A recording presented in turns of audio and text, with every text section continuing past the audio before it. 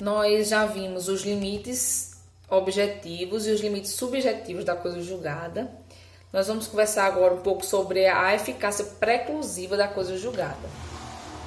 O artigo 508 do Código de Processo Civil, ele trata que, transitada em julgado a decisão de mérito, considerar-se-ão deduzidas e repelidas todas as alegações e as defesas que a parte poderia opor, tanto ao acolhimento quanto à rejeição do pedido. E aí, o que é que esse artigo 508 quer dizer? Porque ele trata da eficácia preclusiva da coisa julgada. Ele trata da eficácia preclusiva da coisa julgada porque entende-se que, quando é julgada uma demanda, né, entende-se que foi deduzido todos os fundamentos que o autor poderia para que fosse julgada procedente aquela pretensão, bem como foi deduzido pelo réu todas as matérias de defesa que ele poderia ter alegado em relação, ou melhor, para que fosse julgada improcedente aquela demanda. E por uma razão bem simples. Quando a gente fala da questão da defesa, fica bem mais claro. Porque quando nós estudamos resposta do réu, né, que foi a contestação, reconvenção, nós estudamos a questão da revelia, o que foi que nós vimos? Nós vimos que existem princípios que delimitam a defesa do réu, que impõem que o réu, em sua defesa, ele deve efetivamente apresentar todas as defesas, todas as alegações de fato e fundamentos jurídicos hábeis e necessários para elidir os argumentos da pretensão autoral, né? Nisso temos o princípio da eventualidade, né, e da impugnação especificada. Quando falamos do princípio da eventualidade, nós falamos que o réu, em sua defesa, ele efetivamente tem que alegar toda a matéria de defesa possível, mesmo que uma matéria de defesa seja contrária ou alternativa a outra, né? Por exemplo, quando o autor ele entra com a demanda de indenização por danos materiais e morais, o réu verifica que aquela relação jurídica de responsabilidade civil prescreveu. Então, a primeira coisa que o réu vai fazer é alegar a prescrição. Então, ele alega a prescrição como uma questão, efetivamente, que vai impedir o julgamento, né, das demais implicações, porque aquela relação está prescrita. E aí, ele não, assim, obrigatoriamente, né, pelo princípio da eventualidade, o que é o que o réu deveria fazer de forma mais correta? Ele deveria primeiro alegar a prescrição, né? E sabe-se que, alegando a prescrição, se o juiz acatar a prescrição, ele já não passa adiante para a análise do mérito. Ou melhor, da questão se é devido ou não a indenização ou em que valor. Dali mesmo ele já fulmina a pretensão autoral e julga sim, com resolução de mérito, mas pela ocorrência da prescrição. Mas o réu ele tem que levar em consideração que o juiz pode entender que não houve a prescrição. Isso porque, como é uma defesa indireta, vai se abrir o prazo de 15 dias para que o autor apresente réplica. E aí o autor, podendo apresentar a réplica, ele pode apresentar um fato que interrompeu ou suspendeu o prazo prescricional. E aí, atento a isso, o réu, em sua contestação, ele deve alegar prescrição.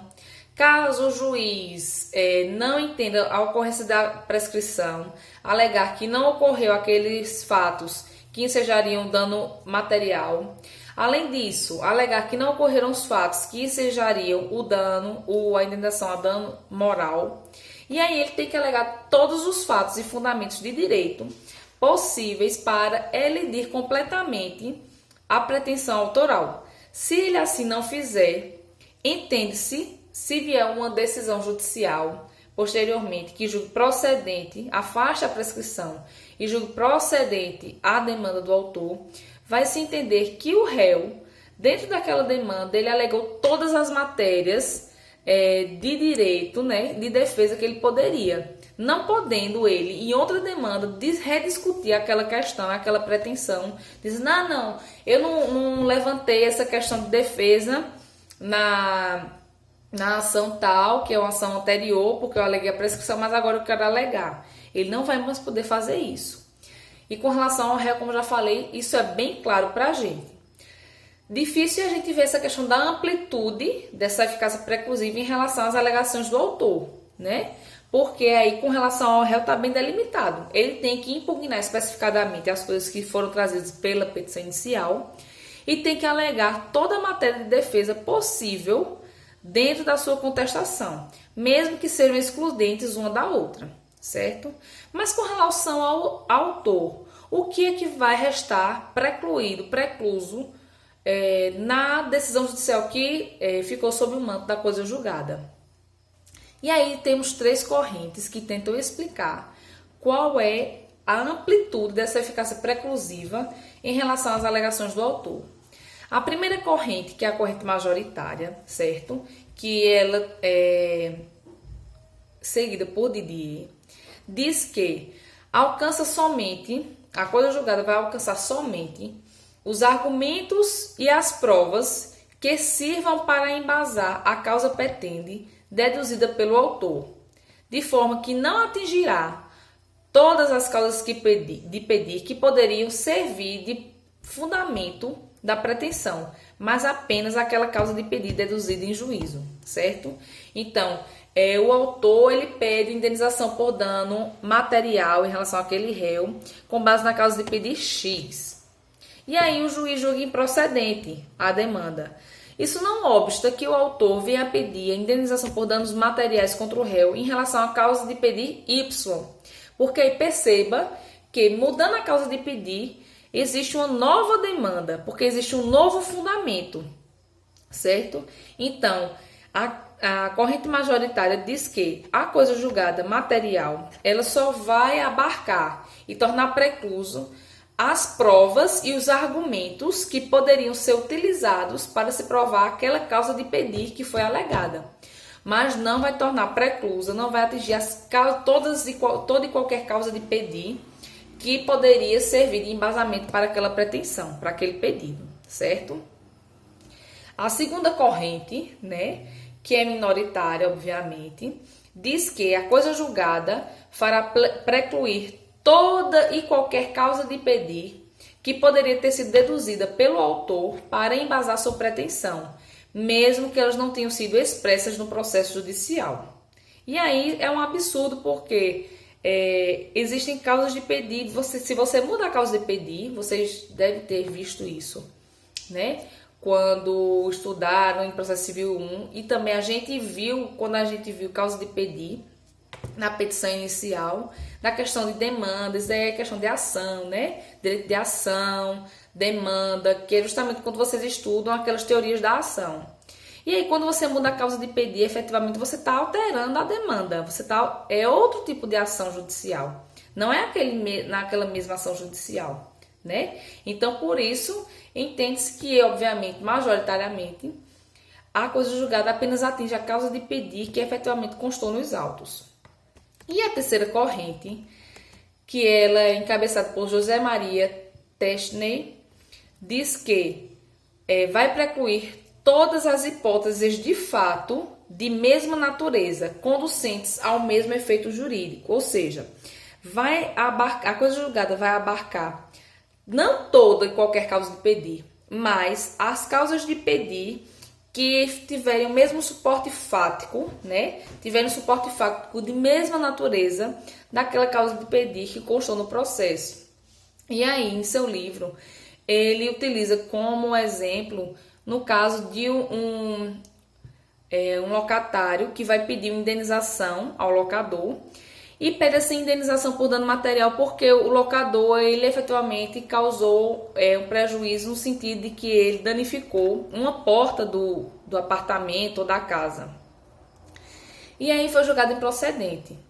Ele não poderia entrar com uma nova demanda requerendo efetivamente uma nova indenização, dizendo que agora o locador entra contra o locatário, dizendo que o locatário teria quebrado uma parede da cozinha. Por quê? Porque teria o mesmo suporte fático, seriam fatos de mesma natureza, né? Naturezas semelhantes, então seriam causas de pedir semelhantes. E não poderia ocorrer um novo pedido em relação à causa de pedir com um fato de mesma natureza ou semelhante, certo? Ele só poderia pedir indenização, o locador só poderia pedir indenização ao locatário se fosse em relação à causa de pedir que tivesse um suporte de fato diverso, diferente daquele em que foi julgada a causa e que transitou em julgado. Essa também é uma ocorrente minoritária, certo? E aí, nós passamos para analisar os limites temporais da coisa julgada. Quando falamos em limites temporais, nós estamos discutindo efetivamente em relação a que, ou melhor, em relação a quanto tempo existe essa imutabilidade, aquela questão fica imutável. E aí, só voltando um pouquinho em relação à eficácia preclusiva, existem duas exceções, certo? Em que os fundamentos, né, as alegações, não ficariam preclusos com a coisa julgada, que é com relação à decisão com erro material e erro de cálculo, que está previsto no artigo 494, inciso 1º do Código de Processo Civil, porque as decisões com erro material e erro de cálculo, elas não precluem, porque pode ser revisto posteriormente até pelo próprio juiz que proferiu a decisão, e também com relação às hipóteses de rescindibilidade, previsto no artigo 966, que é a ação rescisória, previsto no Código de Processo Civil, e aí existe o prazo de 2 anos nesses casos, previsto no artigo 966, para que se discuta uma decisão que está sob o manto da coisa julgada. E aí, com relação aos limites temporais, nós temos a previsão do artigo 505 do CPC, que diz que nenhum juiz decidirá novamente as questões já decididas relativas à mesma lide. Então, aí nós entramos efetivamente num estado de imutabilidade, né? Da questão decidida. E depois ele vem trazer as exceções a essa regra. Então, nenhum juiz decidirá novamente as questões já decididas relativas à mesma lide, salvo se, primeiro, tratando-se de relação jurídica de trato continuado, sobreveio modificação do estado de fato ou de direito, caso em que poderá a parte pedir a revisão do que foi estatuído na sentença. E o segundo, nos casos previstos em lei. Quando a gente fala desse primeiro, relações de trato sucessivo ou continuado, efetivamente não há uma desconstituição da coisa julgada que foi formada anteriormente. Não, a rigor não haveria essa desconstituição. E por que eu digo isso? Porque, verifique, o inciso primeiro, ele é expresso em dizer que quando sobrevier modificação do estado de fato ou de direito. Então, é uma questão que foi decidida hoje, mas que daqui a 5 anos pode, modificando os fatos e o direito, ter que ser alterada. E um exemplo clássico disso são as ações de alimentos, né? Por isso que se diz, às vezes, alguns afirmam que as ações de alimentos não fazem coisa julgada material, mas apenas coisa julgada formal. E por que se diz isso? Porque, pense, hoje temos a situação, por exemplo, de um pai, né, que, sei lá, está passando por dificuldade em questão de emprego diante da pandemia. E aí, como diminuiu a sua capacidade de alimentar, ou melhor, como sua capacidade de alimentar está reduzida, diminuída, se o filho for pedir alimentos nessa época, obviamente o juiz não vai ter como dar uma condenação alta para que o pai pague muito valor em relação a alimentos, até porque pode ser que a criança não esteja frequentando a escola, se for uma criança muito pequena, porque está paralisada a questão das aulas presenciais. Então, pode ser que efetivamente o gasto com a criança tenha sido reduzido. E aí, passado um ano, verifica-se que o pai ele melhorou na questão financeira, arrumou, sei lá, 2 empregos, está ganhando muito bem. E aí aumentou também a necessidade da criança, porque ela vai ter que voltar para a escola, estudar em escola particular, vai demandar a questão de fardamento, alimentação, que vai ter lanche, enfim, vai aumentar a necessidade de se alimentando. E aí você verifica que é uma prestação de trato sucessivo, de trato continuado, e houve uma modificação de fato e de direito nas circunstâncias que essas circunstâncias serão diferentes daquelas que existiam no momento da decisão que foi proferida há um ano atrás e efetivamente ficou sob o manto da coisa julgada. E aí, comprovando-se isso através da ação de revisão, a ação revisional de alimentos, aí o juiz, analisando efetivamente que modificou todas essas nuances, todos esses fatos, pode efetivamente modificar o valor da pensão alimentícia, certo? E aí, como instrumentos de controle, né, da coisa julgada que foi formada, nós temos 4 instrumentos de controle, como regra. O primeiro é a ação rescisória. Ela é prevista no artigo 966 seguinte do Código de Processo Civil. A ação rescisória é uma ação autônoma de impugnação à decisão judicial, certo? E ela pode ser proposta dentro de até 2 anos após o trânsito em julgado da decisão. E aí vocês vão estudar a ação rescisória em Processo Civil 3, né? No próximo semestre. Temos a querela nullitatis. A querela nullitatis faz às vezes de uma ação rescisória, mas ela trata de um vício transrescisório, que é um vício muito mais forte, né, do que os vícios que existem para a ação rescisória. E por conta disso, ela é uma ação que ela não tem prazo, pode ser proposta a qualquer momento, em qualquer grau de jurisdição, inclusive depois de anos do trânsito em julgado. E por que isso? Porque a querela nullitatis, ela trata justamente da questão da ausência de citação ou de citação feita de forma inválida. Então, se não houve citação ou se a citação foi feita de forma inválida, obviamente aquele réu não teve condições de apresentar defesa, né? Não foi garantido a ele o direito de ampla defesa e o direito ao contraditório. Então, portanto, não houve um devido processo legal.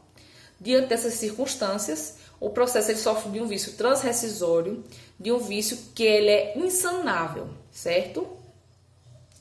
O outro tipo de instrumento de controle da coisa julgada é a impugnação com base na existência de erro material. E aí foi o que nós conversamos anteriormente, que está na previsão do artigo 494, inciso 1º do Código de Processo Civil, em que as decisões que constam erro material ou erro de cálculo, elas não precluem, né, pode ser corrigido a qualquer momento, inclusive pelo próprio juiz que proferiu a decisão. E por fim, temos a revisão de sentença inconstitucional, que aí é nos casos de cumprimento de sentença, quando quem ganhou, o exequente, vai entrar com o cumprimento de sentença, vai executar aquela decisão judicial que lhe foi favorável.